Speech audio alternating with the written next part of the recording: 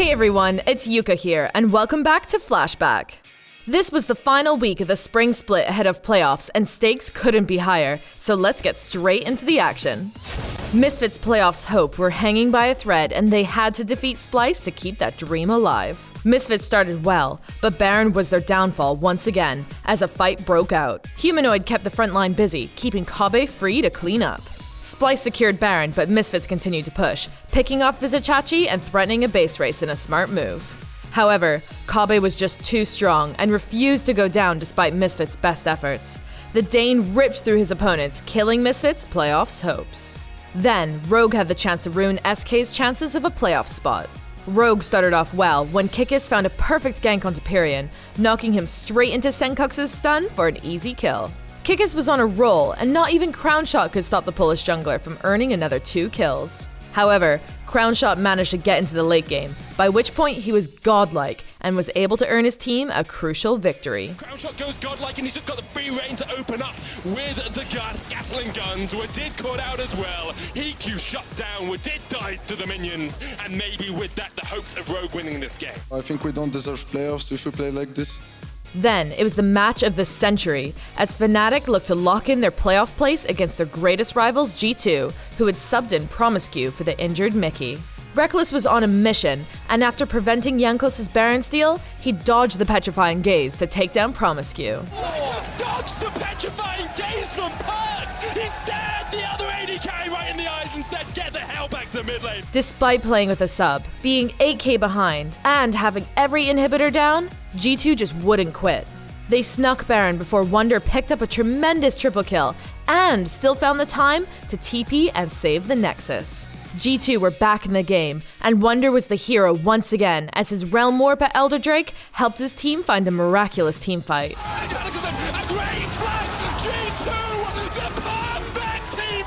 The game was too close to call, but the difference was Hylissang's one-man mission to take down an inhib. The game culminated in a base race, and with only seconds left on G2's inhibitor respawn, Rekkles and Hylissang took G2 down.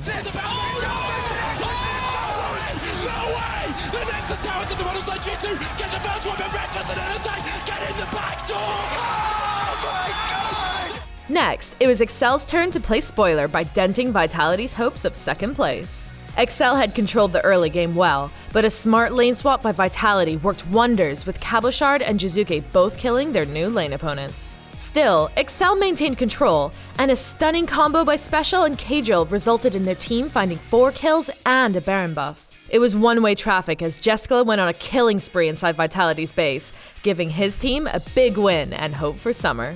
Following that was Shelka vs Origen, which had huge playoff implications for both teams. Shelka were in desperate need of a win.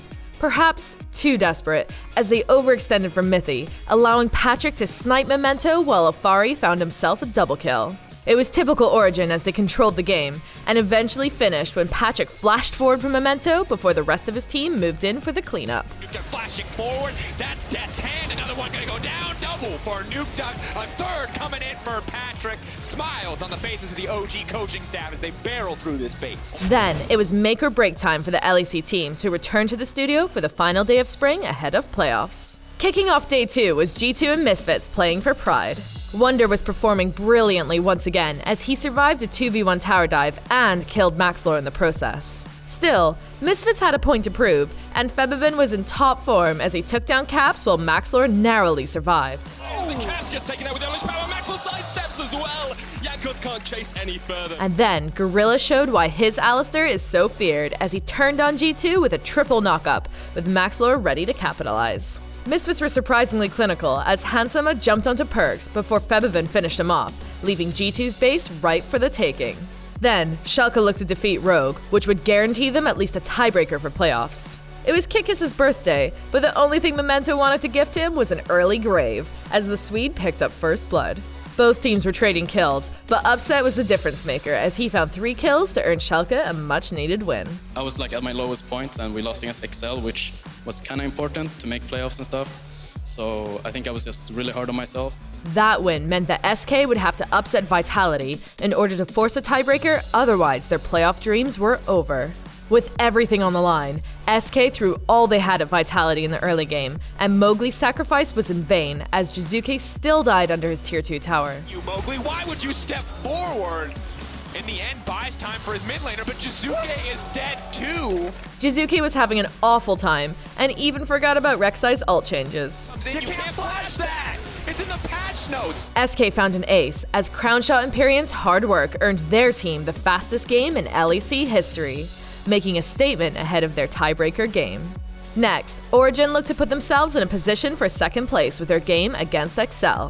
XL tried to find a kill onto Mithy, but a perfectly timed counter-gank from Cold dragged Jessica away from his team and handed first blood over to Patrick. XL looked like they had finally found a good fight, but a fantastic ultimate from Alphari ensured that Origen maintained their lead.